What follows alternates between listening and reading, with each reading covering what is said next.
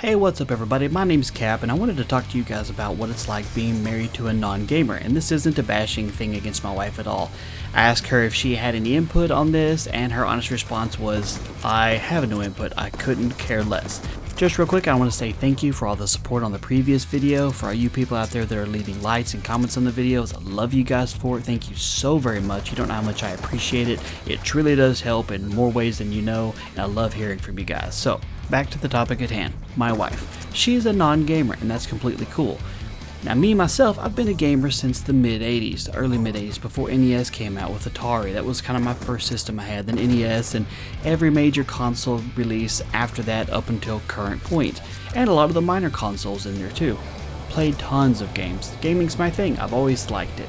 She was a gamer when she was younger. She had an NES and she had a Genesis, and she was pretty good at a lot of the games that were out for that time period. She still had those systems when her and I got together after high school, basically. It was a little bit after high school, around college age. And I'd go over to her house and she'd just whoop my butt at some Dr. Mario and Tetris and games like that. She was really good at them. But that was the extent of how far her gaming career went. After that, she didn't really participate in them. Even when her and I were together, we did never really play games together. Every once in a while there might be a game, like for instance on PlayStation 2 there was a Lord of the Rings game called The Third Age.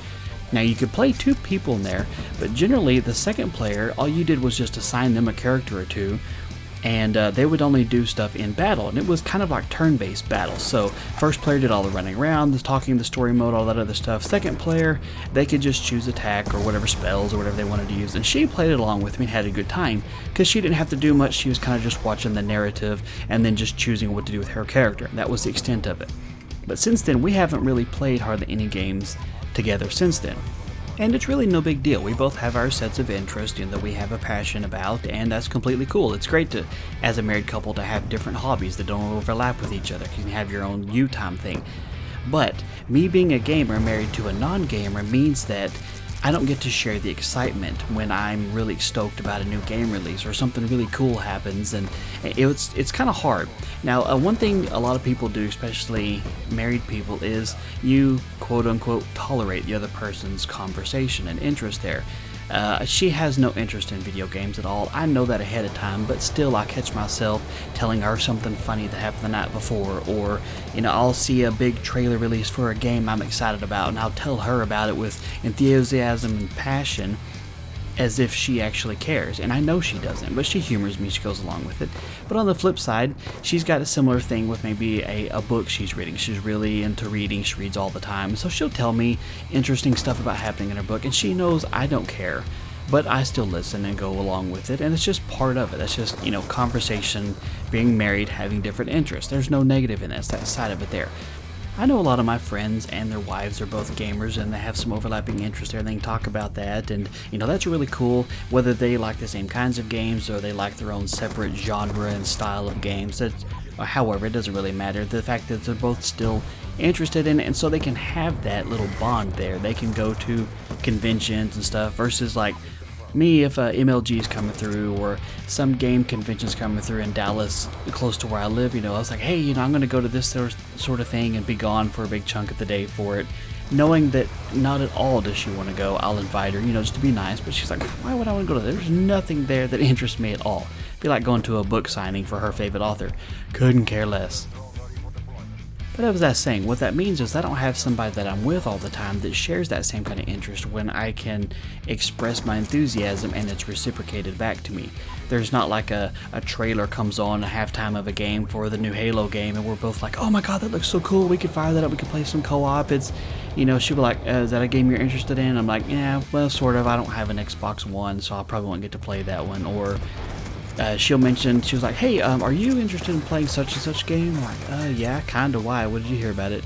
She's like, well, I just heard some of my students talk about it. She teaches high school English, and so sometimes she overhears kids having conversations about it, and she tells them like, oh yeah, my husband's played that game before, and they're just like, really? Your husband plays Call of Duty? She's like, yeah, he's been playing games for years, and he even does a YouTube channel, and they're just like, oh, your husband has a YouTube channel? And which is cool because I have actually had quite a few of my wife's students show up, and I've gamed with them, talked to them on Skype, we've live streamed together, and there's some pretty cool individuals. You know, I'll give the respect to the ones that show up and are pretty cool, and there might be some watching this video. And if you're here, then, you know, hope you're not watching this in class, but if you are, you know, go tell my wife I said hi.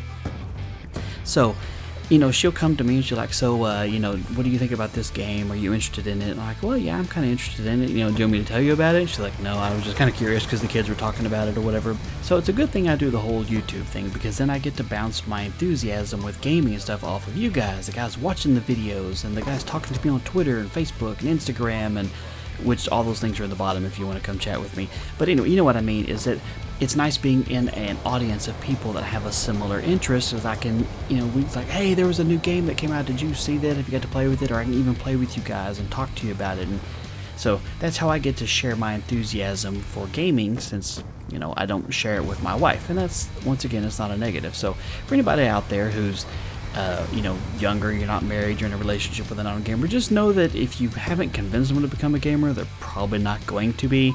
And so you may spend a big chunk of your life having somebody right by your side that couldn't care less about gaming. But anyway, I thought it was an interesting topic of conversation I'd bring to you guys and discuss it with you. So thank you so much for your time. Hope you have a good one, and I will catch you later.